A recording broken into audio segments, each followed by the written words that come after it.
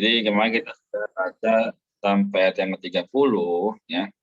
Kita telah melihat bahwa benar-benar Tuhan Yesus itu ya, dia menjadi teladan ya, karena kita lihat di ayat 18 dan 19 ya, membebaskan setiap orang dari tawanan ya, dari hal-hal yang membelenggu ya, dan memang hari ini banyak perkara yang membelenggu kita, ya, tidak terkecuali yang anak-anak, remaja, ya, muda, dewasa, semua punya belenggunya masing-masing. Jadi bagaimana bisa terus andal Tuhan ya, dengan cara kita memiliki Dia dalam setiap kehidupan kita. Oke, kita akan selesaikan pasal yang keempat ini, 31 sampai 44. Sebelum kita mulai, mari kita sama-sama satukan hati, kita berdoa ya. Tuhan, terima kasih padamu malam ini, kasih karunia beserta dengan kami. Kami bersyukur Tuhan melalui nafas yang membawa firman dan studi, sama-sama boleh disatukan, dikuduskan, disucikan melalui firman demi hari. Tuhan, biarlah bacaan malam ini juga kitab Lukas bisa menambahkan iman, juga bagaimana teman-teman yang bisa bergabung, Tuhan rahmati mereka, sertai sehingga segala perkara dapat kami tanggung dalam Kau. Terima kasih Tuhan, kami berdoa. Oke, kita baca ya dua ayat dari Lukas 4:31 sampai 44 ya. Tuhan, kita baca dulu subjudulnya sama-sama. Melaksanakan amanat gandanya, mengajar, mengusir roh jahat, menyembuhkan dan memberitakan. Kemudian Yesus pergi ke Kapernaum, sebuah kota di Galilea, lalu mengajar di situ pada hari-hari Sabat. Mereka takjub mendengar pengajarannya, sebab perkataannya penuh kuasa. Di dalam rumah ibadat itu ada seorang yang kerasukan setan, dan ia berteriak dengan suara keras, "Hai engkau Yesus orang Nazaret, apa urusanmu dengan kami? Apakah engkau datang untuk membinasakan kami? Aku tahu siapa engkau, yang kudus dari Allah." Amin. Tapi Yesus membentaknya, diam, keluarlah dari dia. Setan itu pun menghempaskan orang itu ke tengah-tengah orang banyak, lalu keluar dari dia dan sama sekali tidak menyakitinya. Semua orang takjub lalu berkata seorang kepada yang lain, alangkah hebatnya perkataan ini. Sebab dengan penuh wibawa dan kuasa, ia memberi perintah kepada roh-roh jahat dan mereka pun keluar. Lalu tersebarlah berita tentang dia kemana-mana di daerah itu. Kemudian Yesus meninggalkan rumah ibadat itu dan pergi ke rumah Simon. Adapun ibu mertua Simon demam keras dan mereka meminta kepada Yesus supaya menolong dia.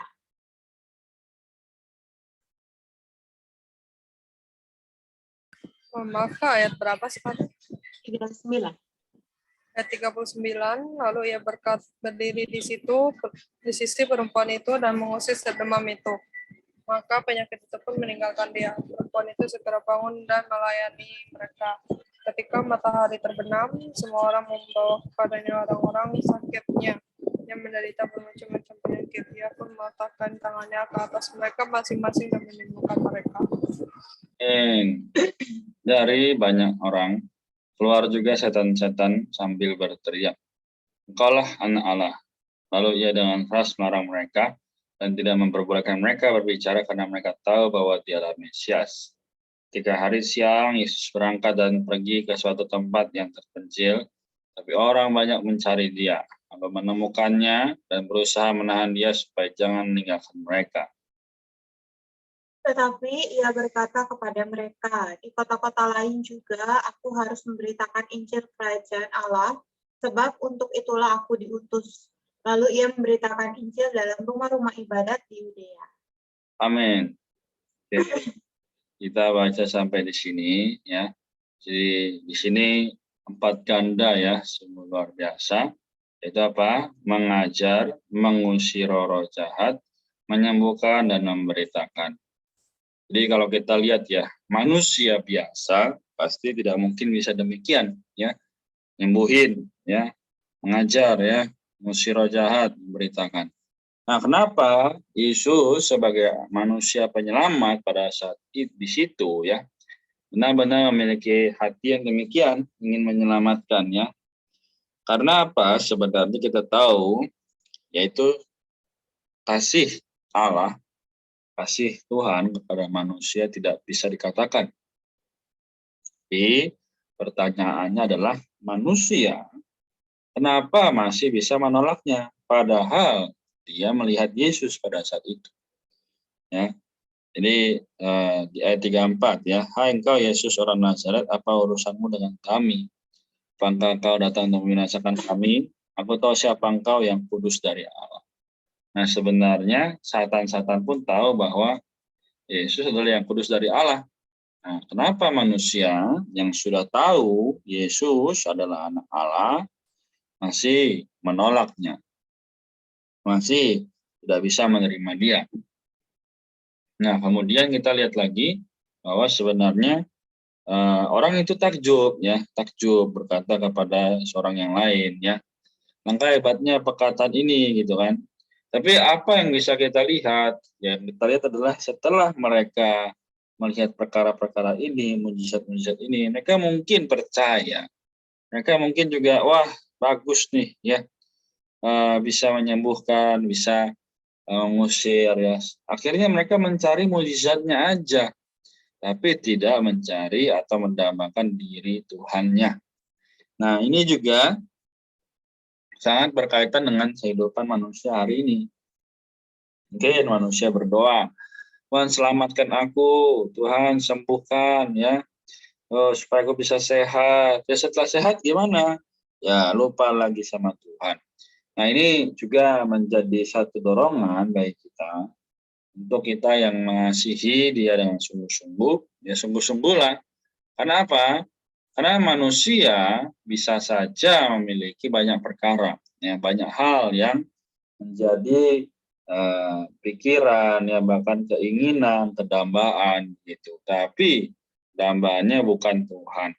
Maka sekali lagi, tadi di ayat 40 dibilang, ketika matahari terbenam, semua orang membawa kepadanya orang-orang sakitnya yang menderita bermacam-macam penyakit. Ya pun meletakkan tangannya ke atas mereka, masing-masing dan menyembuhkan mereka. Oke. Jadi sebenarnya tadi kalau kita yang ikut ya Bible study ya, kita baca Matius 1, kita flashback sedikit. Nah di situ kan menceritakan dari pasal 1 ayat 1 sampai 25, itu menceritakan bagaimana Yesus benar-benar adalah anak Allah. Ya, tapi di dalam kitab Matius memang sebagai raja kondisinya. Tapi dalam kitab Lukas dia sebagai manusia. Nah, di sini kita lihat perbandingannya bahwa memang dalam kondisi ini sebagai manusia dia betul-betul menyadari bahwa ya dalam kondisi ini pasti ada orang yang menolaknya. Dan pasti juga supaya orang tidak banyak yang mengenal dia. Kenapa? Dia pengen supaya orang-orang ini nggak ikut gitu ya. Nah, ini dikatakan apa? Di sini ya. Dari banyak orang kalau setan-setan kalau anak Allah, lalu dia dengar semarang mereka dan tidak membolehkan mereka bicara. Nah mereka tahu bahwa dialah Mesias. Yang 42 ketika hari siang Yesus berangkat dan pergi ke suatu tempat yang terpencil ya. Nah ini juga adalah bukti bahwa Yesus sebagai manusia dia tidak ingin terkenal. Tapi kenapa? Ya banyak orang mencari dia, yang menemukan. Tapi mereka mencari karena menginginkan yang itu, penyembuhan ya, pengusiran roh jahat. Namun tidak mencari dirinya sendiri. Nah, jadi malam ini ya ada Afi, Eva, Maria sama diriku ya. Kita sama-sama belajar untuk terus sandar pada Tuhan ya, memiliki kasih yang sempurna ya. Seperti bagaimana Tuhan terus berbicara ya, beritakanlah kabar baik ya. Kalau di Matius 28 ayat 19 berkata, pergilah jadikanlah semua bangsa muridku. Nah, hari ini kita sebagai orang muda banyak kesempatan, banyak kondisi yang bisa kita gunakan. Ya begitu banyak teman-teman kita ya. Yang nggak mungkin kita nggak punya teman. Justru di saat itulah realitas atau hubungan Allah dengan firman di kitab Lukas ini sangat berkaitan dengan apa? 44, lalu ia memberitakan Injil dalam rumah-rumah ibadat di Yudea. Artinya sekarang pun kita punya kesempatan itu, ya. Ada sosial media, ya baik Instagram, Line, WhatsApp dan sebagainya. Bagaimana caranya? Ya, dengan cara kita doa. Doa apa? Tuhan, supaya apa yang aku bagikan ini boleh memberkati orang, menyelamatkan orang, bahkan membawa orang mengenal Tuhan. Nah, demikian ya. Jadi ayat 31 sampai 44 ini juga kembali menguatkanku. Semoga menguatkan kita semua. Amin. Ada yang mau bertanya atau menambahkan apa yang didapatkan? Amin. Kalau aku mendapat sedikit dari apa yang Tuhan telah kerjakan pada pasal ini gitu, yaitu ketika ia di bumi, ia baik melakukan sesuatu mulai dari mengajar firman Allah gitu kepada orang-orang di sana saat itu, bahkan setiap orang yang sakit membawa orang-orang yang sakit kepada dia untuk disembuhkan. Jadi di sini kita melihat bahwa Tuhan itu kuasanya sangat besar gitu. Ia mampu menyembuhkan orang-orang yang sakit ini, bahkan mengusir roh-roh jahat. Kuasa Tuhan ini sungguh besar gitu. Bahkan ia selain melakukan hal itu semua, dia juga memberitahu kita bahwa kita itu harus memberitakan Injil. Jadi ministry inilah yang perlu kita lanjutkan hingga saat ini sebagai anak-anaknya yang telah ia selamatkan gitu. Tetapi dari pengalaman aku sendiri, aku masih belum berani untuk memberitakan Injil. Jadi melalui firman malam hari ini, aku diingatkan kembali mengenai perkara ini gitu. Ya, aku juga kurang tahu ya kapan aku berani untuk membuka mulut aku, tapi semoga Tuhan memiliki waktunya sendiri gitu. Bagaimana dan kapan waktunya aku bisa memberitakan firman-Nya. Amin. Amin. Puji Tuhan. Oke, dan lagi dari Eva atau Kamalia.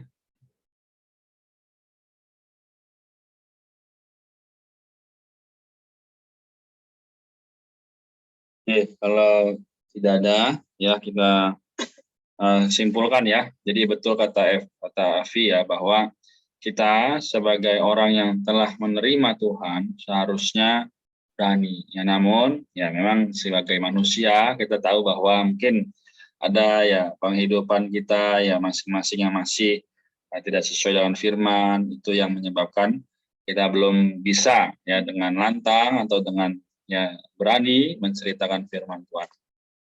Maka malam hari ini ya katakan tadi sekali lagi aku mungkin akan baca ya di ayat yang ke-39 ya. Lalu ia berdiri di sisi perempuan itu dan mengusir demam itu, maka penyakit itu pun meninggalkan dia. Perempuan itu segera bangun dan melayani mereka. Jadi sebenarnya ini ya fakta bahwa ketika kita sudah diselamatkan oleh Tuhan, oleh kasih, ya seharusnya kita juga bisa tanda kutip melayani. Ya.